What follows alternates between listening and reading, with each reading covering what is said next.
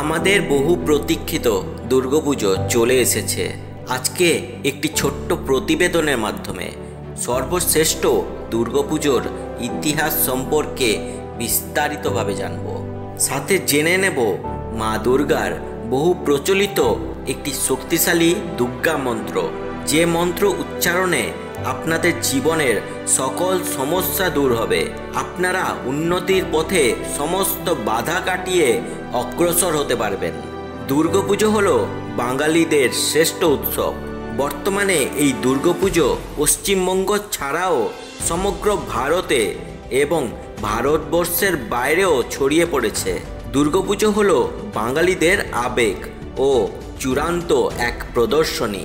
বর্তমানে একটি দুর্গাপুজোর প্যান্ডেল করতে লাখ লাখ এমনকি কোটি টাকা পর্যন্ত খরচ করা হচ্ছে। এখন মানুষের প্রশ্ন জাগা স্বাভাবিক যে বাংলায় দুর্গাপুজো ঠিক কবে থেকে শুরু হয়েছিল।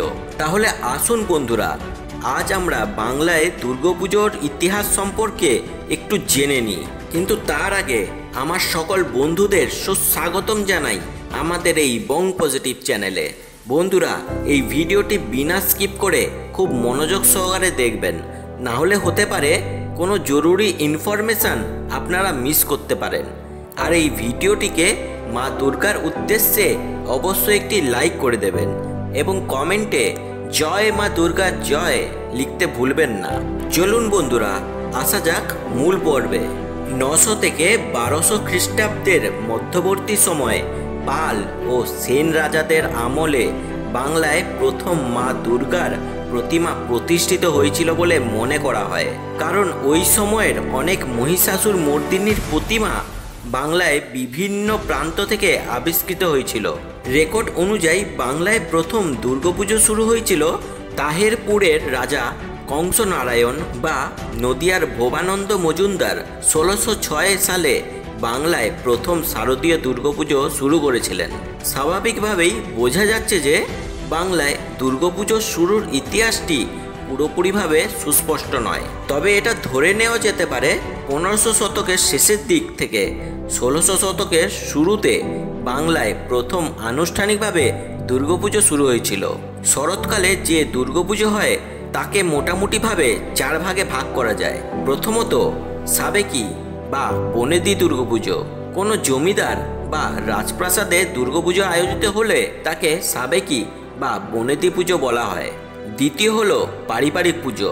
ব্যক্তিগত উদ্যোগে বাড়িতেই দুর্গাপুজো করা হলে তাকে পারিবারিক দুর্গাপুজো বলা হয়। তৃতীয় হলো বারোয়ারি পুজো। যখন 12 জন চাঁদা তুলে প্যান্ডেল তৈরি করে দুর্গাপুজো করে তখন তাকে বারোয়ারি দুর্গাপুজো বলা হয়। চতুর্থ হলো শক্তিপীঠ পূজা। কোনো পুরনো মন্দিরে শক্তির আরাধনায় দুর্গাপুজো করা হলে তাকে বলা হয় শক্তিপীঠ দুর্গাপুজো।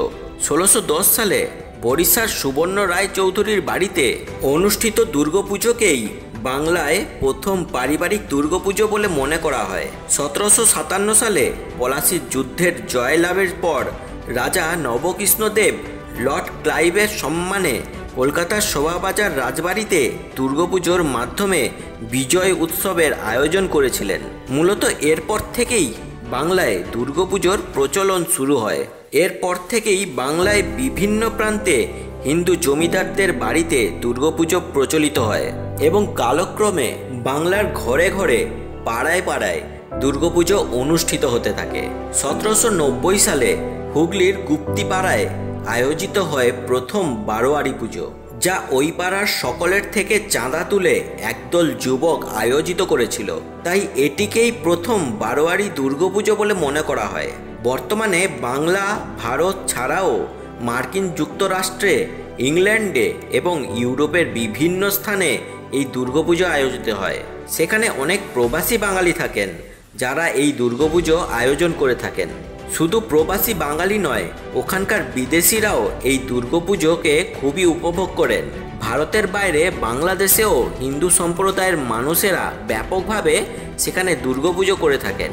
এটাই ছিল বাংলার দুর্গাপুজোর ইতিহাস। আশা করব এই প্রতিবেদনের মাধ্যমে আপনারা অনেক অজানা তথ্য জেনে গেলেন।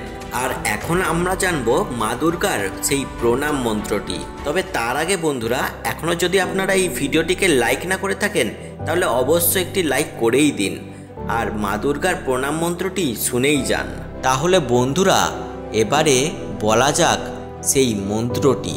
আশ্বিন মাসে সকালবেলা ঘুম থেকে উঠেই জপ করতে হবে এই মন্ত্রটি। আর এই মন্ত্রটি হলো ওম সর্বমঙ্গল্য মঙ্গল্যে শিবে সর্বার্থ সাধিকে শরণ্যে স্তম্ভকে গৌরী নারায়ণী নমস্তুতে। মন্ত্রটি আরও একবার পড়ছি। ওম সর্বমঙ্গল্য মঙ্গল্যে শিবে সর্বার্থ সাধিকে স্তম্ভকে গৌরী নারায়ণী নমস্তুতে।